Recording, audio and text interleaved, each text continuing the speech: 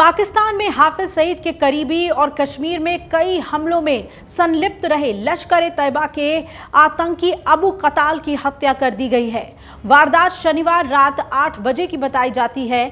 कताल भारत के रियासी हमले का मास्टरमाइंड था और हत्या के पीछे किसका हाथ है, अभी इसका खुलासा नहीं हो सका है। आपको बता दें कि मीडिया रिपोर्ट्स में ये बातें सामने आ रही हैं कि झेलम जिले में कुछ अज्ञात बंदूकधारियों ने गोली मारकर कताल की हत्या कर दी।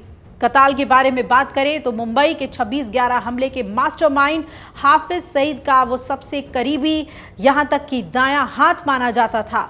वहीं एनआईए के मुताबिक अबू कताल 2002 से 3 में भारत आया था और यहां कश्मीर के पुंछ राजौरी इलाके में सक्रिय रहा।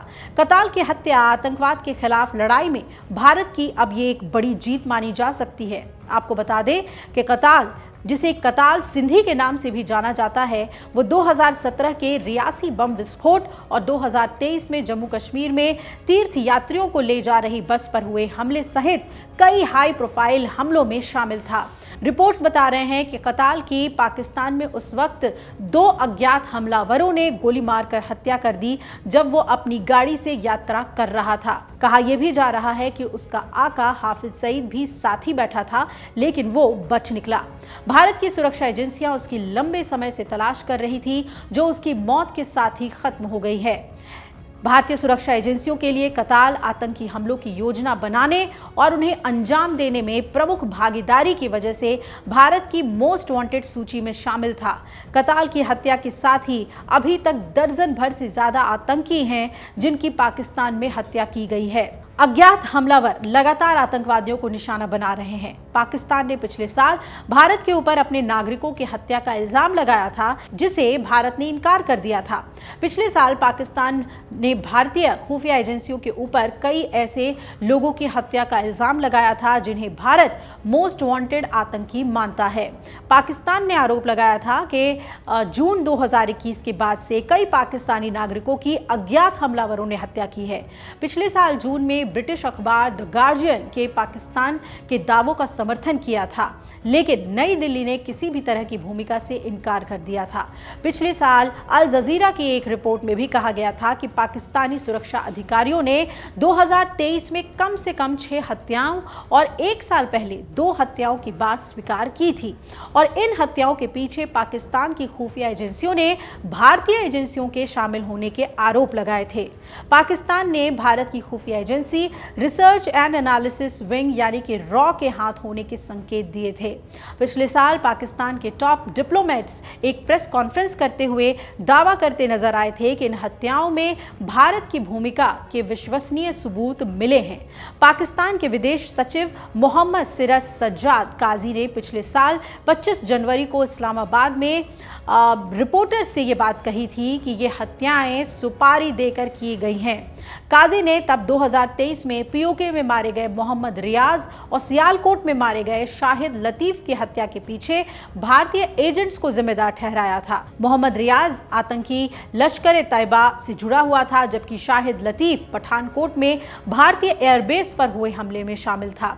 हालांकि पाकिस्तान ने इन दोनों के अलावा किसी और के नाम का खुलासा नहीं किया था जिनकी हत्याएं की गई थी, लेकिन काजी ने यह जरूर कहा था कि कई और हत्याएं की गई हैं जिनकी जांच सरकार कर रही है।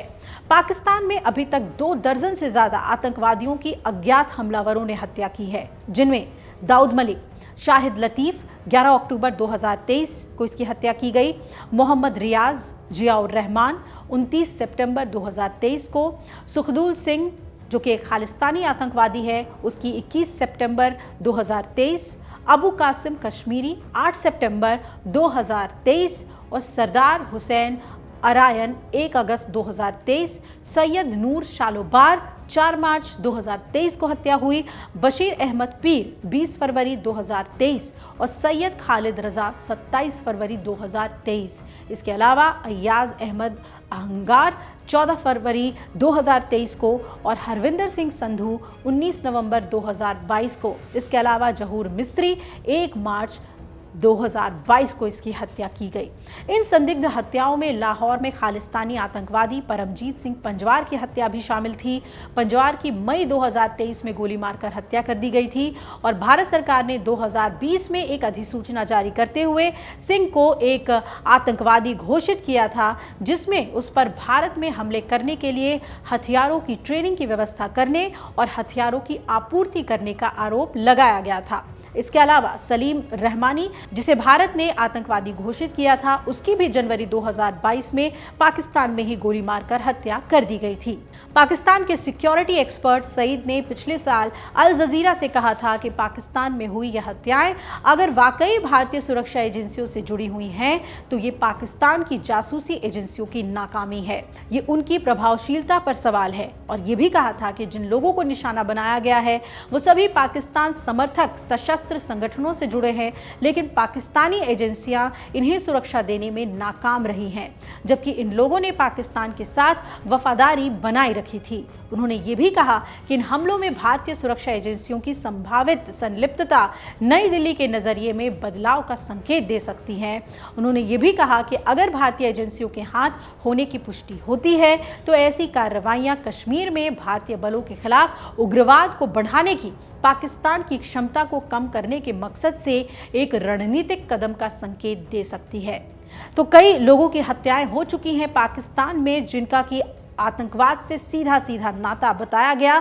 अब जिस तरीके से अबू कताल की हत्या हुई है उससे ये पाकिस्तान ज़रूर सवाल उठा रहा होगा कि इसमें भारतीय एजेंसियों का हाथ है, लेकिन भारत इन हत्याओं को लेकर हमेशा से नकारता रहा है। अबू कताल पर भी भारत की प्रतिक्रिया क्या आती है उस पर हमारी नज़र रहेगी और ख़ास तौर पे पाकिस्तान अबू कताल की हत्या पर क्या कहता है ये भी देखना बहुत ही अहम होगा। अगर आप ये वीडियो YouTube पर देख रहे हैं तो हमारे चैनल को सब्सक्राइब कर बेल आइकन दबाएं और Facebook पर देख रहे हैं तो हमारे पेज को लाइक करें।